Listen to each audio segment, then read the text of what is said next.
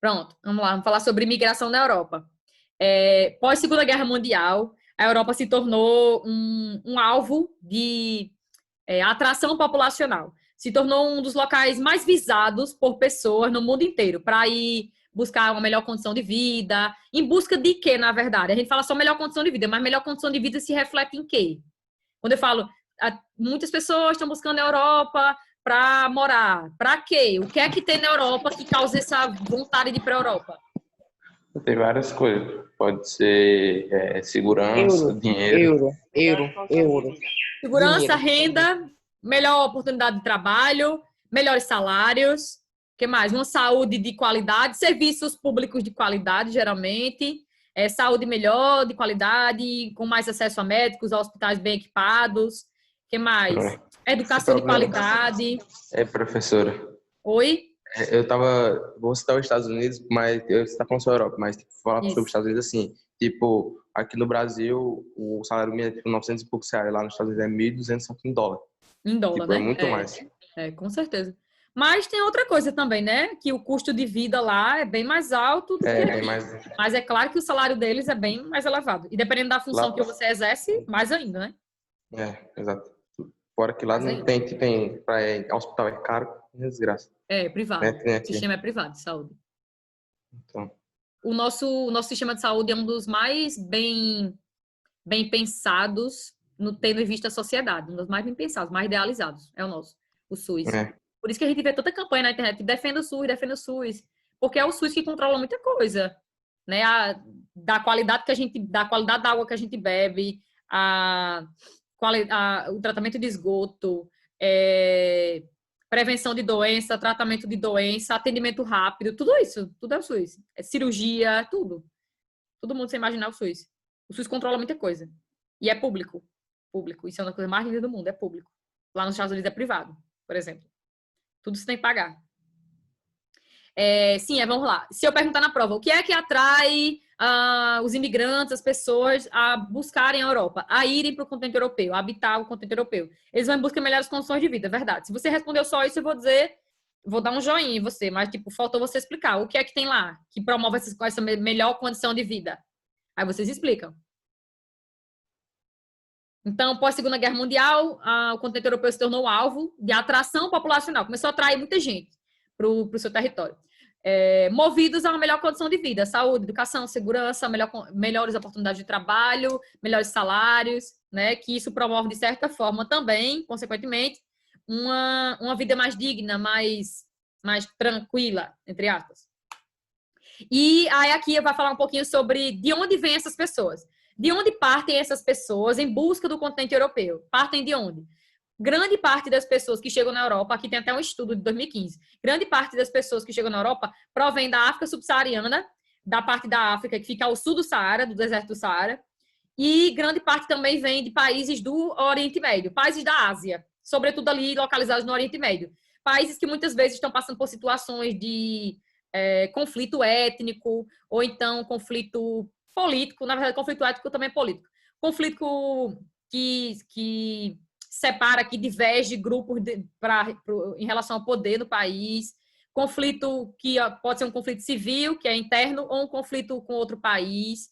Países que muitas vezes enfrentam uma crise econômica. Tudo isso promove a saída de pessoas do seu país de origem para outros locais. Isso não só para a Europa, a gente poderia falar isso a nível de mundo, mundial. Mas como a gente está falando de Europa, os locais aí que mais mandam pessoas para a Europa são, sobretudo, a África subsaariana, que é o sul do deserto do Saara, e algumas partes da Ásia, certo? Aí já a gente vai falar das causas. Espera aí, que a gente vai falar das causas. Se eu perguntar na prova, o que é que provoca, quais são as causas que fazem com que motivam as pessoas a sair do seu país de origem? Porque quando a gente diz assim, fulano foi para tal país porque ele vê que lá vai ser muito bom, tem uma oportunidade de emprego melhor, tem isso e aquilo. Mas não é fácil você abandonar seu território, sua terra natal, você nasceu ali, você viveu ali, sua família está toda ali, você vai ter que fugir daquela realidade. Ou você foge, ou você não vive bem. Então, quando a gente fala de migração, principalmente migração forçada, que é quando você tem que sair do seu país, ou você sai ou você morre. Não é fácil. A gente nota isso fala como se fosse fácil, mas não é fácil. E Você chegar num território que você não sabe aquela língua, você não sabe de nada, quem é ninguém, ninguém está ali para lhe ajudar muitas vezes. Existe muito preconceito em relação à cultura do outro, quem é estrangeiro. Enfim, é um outro universo. Não é tão fácil, não é tão simples você abandonar seu país e ir para outro país. A gente não analisa a questão se colocando no lugar daquelas pessoas.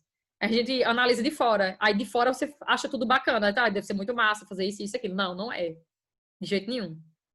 Ah, vai receber ajuda do governo, vai receber ajuda de sei quem. Não, não é. Muitas vezes não recebe ajuda nenhuma. É tanto que semana passada eu tava vindo para a Zona Norte, aqui de Caicó, e eu passei no sinal ali próximo já da Ponte Velha, e eu encontrei uma família inteira de venezuelanos pedindo dinheiro nas ruas, porque não tem como viver, eles não estão tendo emprego, não estão tendo alimentação, nada, nada. Venezuelanos. Por quê? Porque o seu país de origem está vivenciando uma crise econômica e política. Aí eles chegam aqui e encontram outra. Para vocês verem como a situação não é fácil. Mas, se tratando da Europa, vamos lá. Em um estudo realizado em 2015, de acordo com a Organização Internacional para as Migrações, OIM, quase um terço dos migrantes internacionais, pessoas que estavam migrando no mundo inteiro, viviam na Europa, considerando os fluxos entre os países europeus. A população de imigrantes não europeus no continente era superior a 35 milhões de pessoas. E aí? De imigrantes. E aí? É muita coisa, né? Muita coisa. Da África subsaariana, a maior parte das pessoas que saem desses países aqui, ó, Somália, Senegal, Angola, República Democrática do Congo e Camarões. Esses países aí demandam uma grande leva de pessoas para a Europa.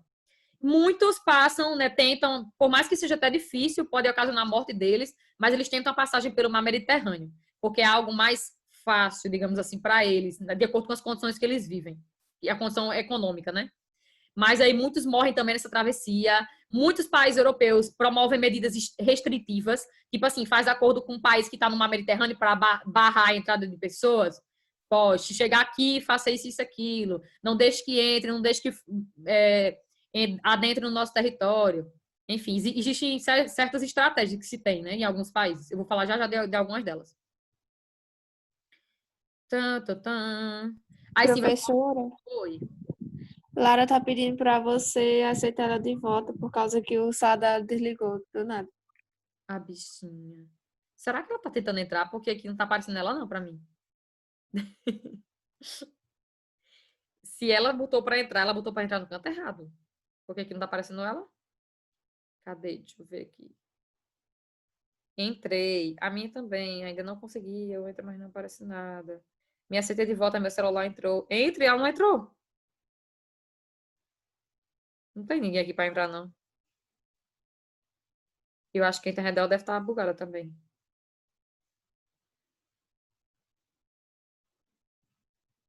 E ela também não falou mais nada no grupo. Hein? Vou continuar. Mas aqui mesmo não apareceu, não. Uma mensagem que a pessoa está querendo entrar. E sempre aparece para mim. Sim, aí da Ásia... Pronto, agora sim. Agora apareceu ela. Da Ásia, grande parte das pessoas que saem da Ásia, que chegam na Europa, vem da Síria, porque a Síria está vivendo uma guerra civil hoje em dia, desde 2011, Iraque e Afeganistão. Grande parte dos países de pessoas que saem da Ásia saem desses países rumo à Europa. Causas da imigração. O que é que provoca a saída das pessoas do seu país de origem? Elas saem do seu país de origem por quê? Elas visam a melhor condição de vida, certo? Mas é só por causa disso? Ou existem outros motivos? Existem. Quais são eles? Vou cobrar na prova. Mas eu vou cobrar não só os motivos, quero que vocês expliquem. O que é que o que é que provoca a saída de pessoas do seu país de origem? Não é o que tem na Europa, é o que provoca a saída delas do seu país de origem. Não estou perguntando o que tem na Europa que provoca a saída delas. Eu quero saber por que elas saem do seu país de origem. E aí? Vocês vão colocar o quê? Quais são os motivos? Guerra civil, que é uma guerra interna, né, entre grupos ali rivalizando pelo poder. Ou então guerra entre questão política. Questão política. Sim. O que mais? Perseguições é um dos motivos. Pessoas que são perseguidas por causa da sua opção política, ou então por causa da sua opção da sua religiosidade, ou então por causa da sua orientação sexual, enfim, por causa de uma questão étnica. Pessoas que são perseguidas também é um dos fatores, sim. O que mais? Catástrofes naturais, países que passam por catástrofes naturais, tipo um terremoto, um tsunami, ou, sei lá, uma forte tempestade que devastou o país, aquela área onde aquelas pessoas viviam, enfim, coisas que ocorrem de modo natural que acaba afetando a saída de pessoas do seu país de origem. Como o livro até cita as secas, né? Secas prolongadas, principalmente nessas regiões de clima deserto. E N motivos, né? Várias coisas podem acontecer para fazer com que as pessoas saiam do seu país de origem. Muitos se tornam refugiados, chegam na Europa e de modo tentando se refugiar na Europa, mas aí encontra países onde são barrados, que muitas vezes não aceitam a entrada de refugiados. Dependendo também de onde ele vem, aí é que não aceita mesmo. Tem isso também. Vamos falar um pouquinho sobre xenofobia já já. E aí acaba ocasionando um problema ainda maior, porque essas pessoas não têm onde ficar, não têm para onde ir, não têm como viver no seu país de origem. Elas vão fazer o quê? Né? Também existe migração entre países. O que seria essa migração entre países na Europa? Migração da parte leste da Europa para a parte oeste da Europa. Da parte menos desenvolvida, que é a parte leste, para a parte mais desenvolvida da Europa, economicamente e socialmente, que é a parte oeste, ocidental. Também existe muita migração, buscando aí essas melhores condições de vida.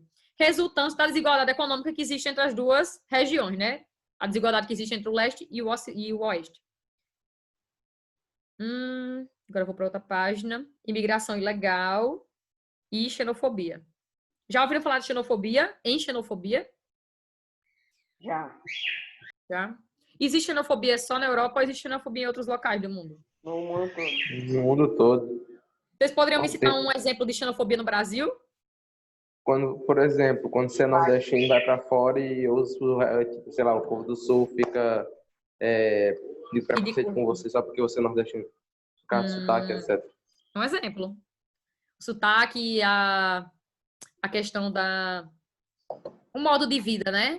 A cultura que é diferente e tudo mais. Tem isso também. Só um povo pensar que os nordestinos vivem tudo no campo, que o nordestino é atrasado, então que A faz... questão é, pro Acha povo que a do gente sul, passa o dia todo atrás de água com a lata d'água na cabeça, Então, o chão é o povo do rachado. sul o povo do sul fala que o Nordeste é só praia.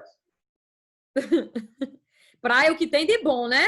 Tem esse Então, detalhe. O que tem de bom são as praias. O resto é só o chão rachado, o povo com a lata d'água na cabeça, exato. pé no chão, sem chinelo e andando atrás de água, para cima e para baixo. Essa é a visão aqui. Mas essa visão, ela foi criada. Ela foi criada muito, geralmente do século XX para cá, ela foi criada para que eles acreditem, não só do século XX, isso remonta a um tempo antes, mas foi criada para que eles acreditem que a nossa vida é assim, que a gente é assim. Sim, vamos lá, vamos falar de imigração ilegal. Quando você é um imigrante ilegal, significa que você é o quê? Uma pessoa que chegou no país de forma... Entrou naquele país de forma legal. Você não tem um visto, né, para permanecer ali? Tem um visto de... Você não tem direito. É ilegal, exatamente. Um dos problemas da Europa que a Europa enfrenta hoje em dia é a grande quantidade de pessoas que chegam de modo ilegal. Mas muitos chegam de modo ilegal porque vão tentar se refugiar, né? Tipo assim, tá passando por uma situação bem, bem difícil no seu país de origem e tenta a vida na Europa para tentar se refugiar. Tem esse detalhe também. Não é só porque eles buscam um salário melhor, um emprego melhor, não. Mas aí eles encontram muitas medidas de restrição que restringem a entrada deles. Entrada e permanência nesses países. Deixa eu ver aqui. Grande parte desses trabalhadores habita periferias. Muitos, quando chegam lá, habitam periferias, locais distantes do centro, nas cidades, porque a moradia é mais barata, porque a condição de vida ali naquele local, geralmente, dá para eles viverem ali, com o mínimo possível. Geralmente, eles começam a trabalhar em empregos de baixa qualificação profissional, que não requer muito estudo, enfim, um grau de escolaridade elevado para exercer aquele trabalho. Geralmente, eles ocupam postos de trabalho que o próprio europeu não quer, não se interessa. São empregos de baixa qualificação, né? Mas um dos argumentos para a xenofobia lá é que os imigrantes tomam o emprego deles. Mas isso não acontece. Geralmente isso não acontece. Geralmente. Um dos países europeus que mais recebem imigrantes ilegais é a Itália. A Itália que faz fronteira ali com o mar Mediterrâneo, né? Tá na pontinha. Deixa eu mostrar a Itália. Ana Beatriz, Essa é a botinha. Oi. me aceita aí, eu vou entrar pelo notebook, tá? Tá, tudo bem. Olha a Itália aqui embaixo, a botinha. A Itália é um país que faz fronteira com o mar Mediterrâneo, né? Então tá bem próximo aqui da África. Eles passam, atravessam, chegam até a Itália. É um dos pontos de entrada. e também de que atrai, né, as pessoas para lá. Que é um país desenvolvido. Pronto, aceitei, Lívia. Deixa eu vir por aqui. Prontinho.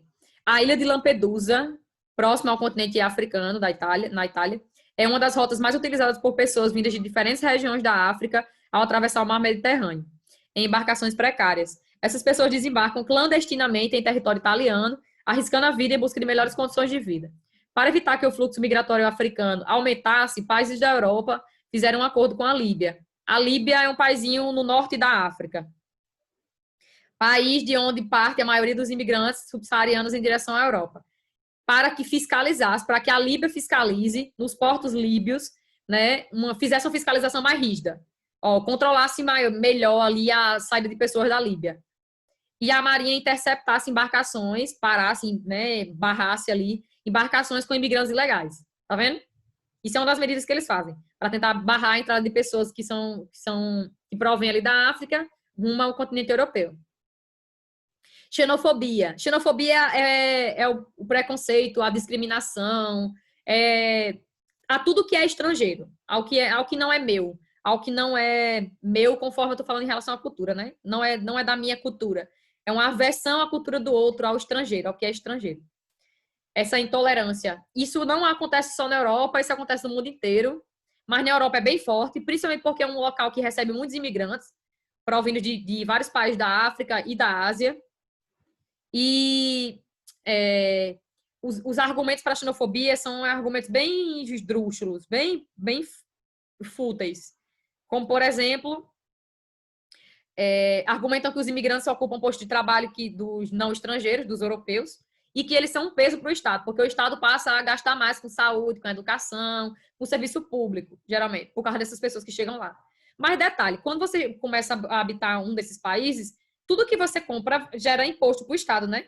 Então, de certa forma, não é que eles vão causar mais peso. Não vão causar mais peso, porque eles vão contribuir para o Estado, de certa forma. Eles vão contribuir. Então, não tem isso.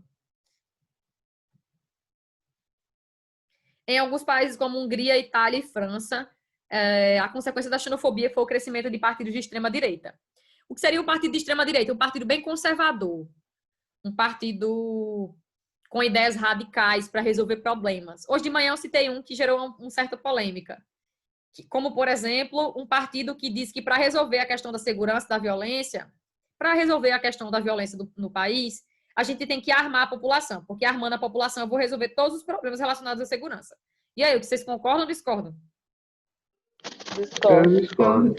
Armar uma população é sinônimo de manter essa população segura? Imagine que a gente está na sala de aula e eu estou com a arma, certo? A Ana Beatriz está com a arma. Vocês vão ser seguros? Vocês vão ser seguros armada? Não, com certeza não. Não. Vai que eu dei uma surtada, hein? Deus o livre.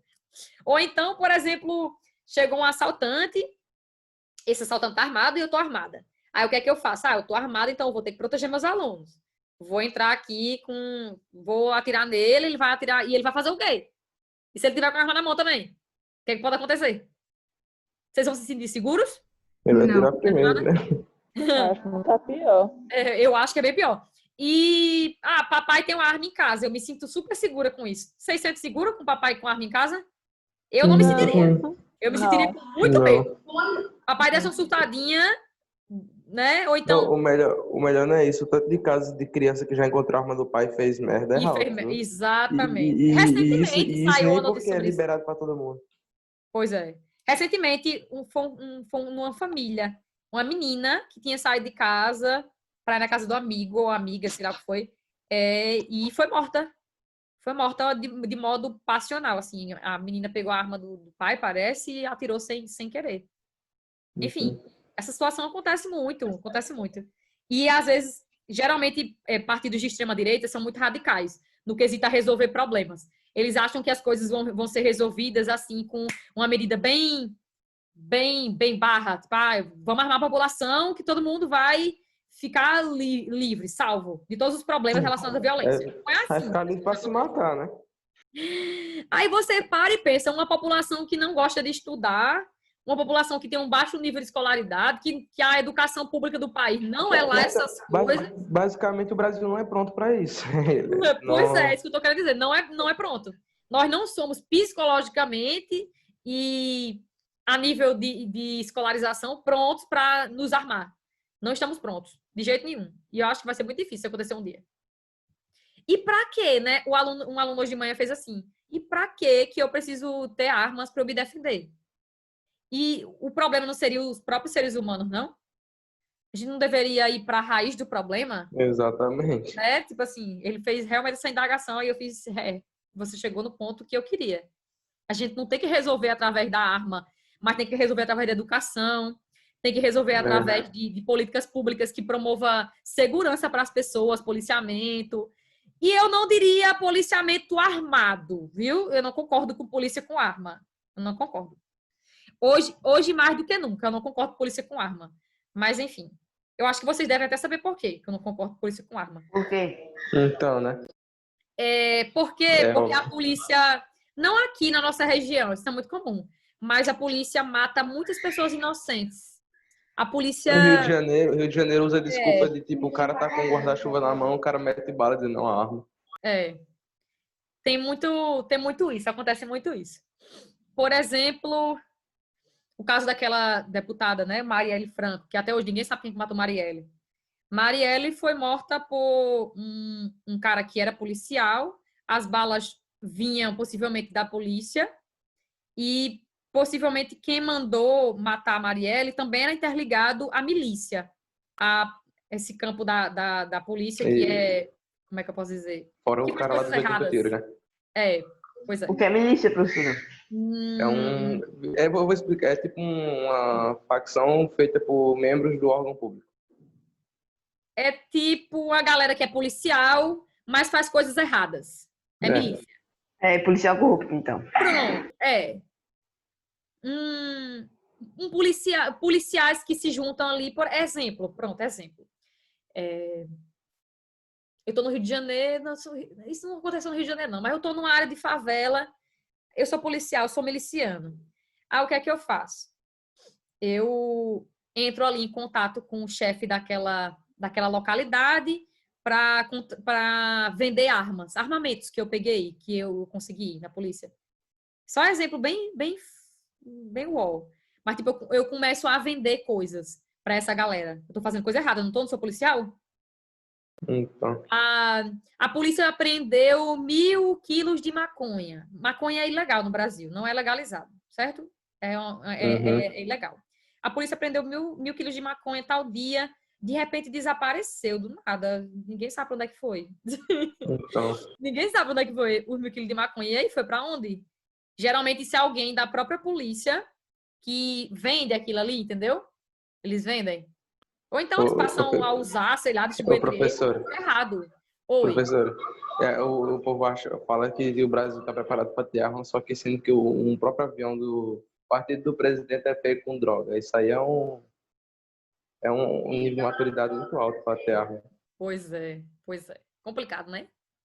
Mas enfim, eu não vou nem me estender não, mas só uns exemplos aí bem uó que eu dei, mas milícia é isso, é a parte da polícia que pratica coisas erradas. Que não deveria, já que você é policial, né? Você não deveria praticar coisa errada. Mas, enfim. Por isso, é uma das coisas que eu não concordo polícia com armamento. Eu não concordo ninguém com armamento, na verdade. Não tem pra quê. Eu acho que o problema não tá aí. O problema não tem que ser resolvido dessa forma. Mas, enfim. O posicionamento xenófobo, entretanto, recebe também profundas críticas da comunidade internacional, tal, pronto. Para terminar, vamos falar sobre Guerra Civil da Síria.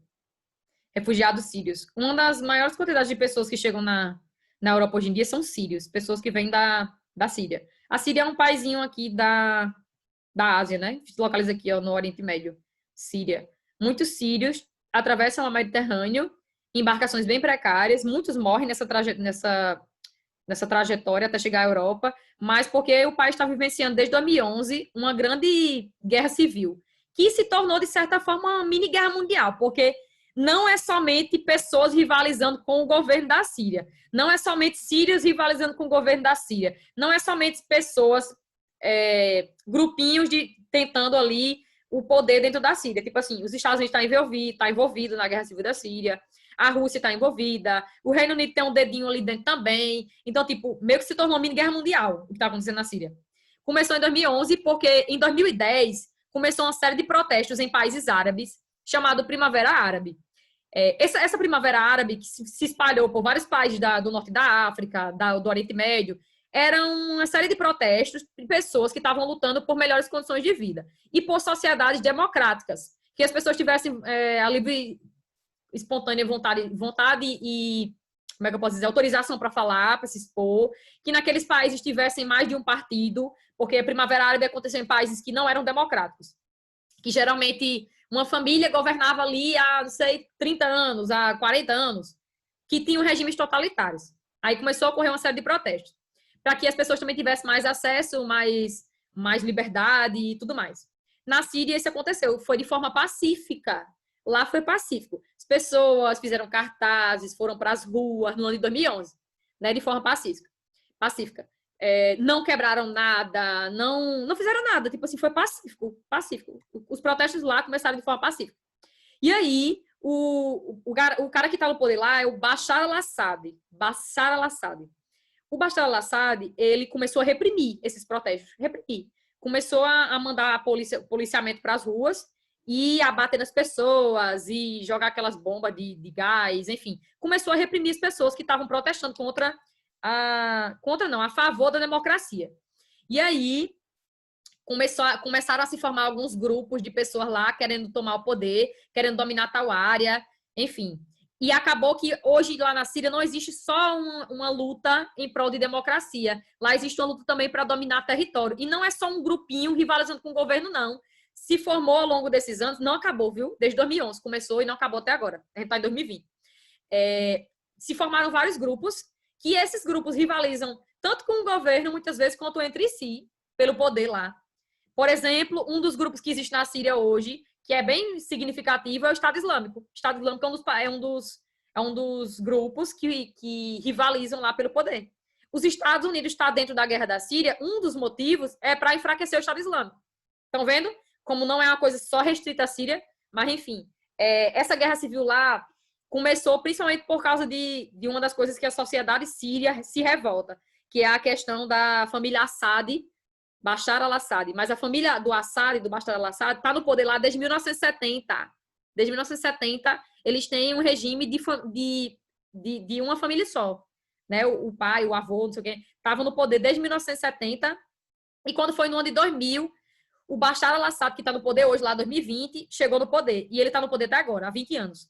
E aí as pessoas não aguentam mais um país em que tem um regime totalitário, que não existe outro partido, não existe liberdade de expressão, não existe condições mínimas ali para se viver bem, enfim. E aí as pessoas começaram a protestar. E os protestos que começaram de forma pacífica se tornou uma coisa assim, com dimensões gigantes, né? Que começou a atingir até outros países do mundo. Então, o livro vai abordar a questão síria porque muitos sírios, eles atravessam o Mediterrâneo para a Europa porque a capital foi bombardeada diversas vezes já. O país está destruído, literalmente destruído.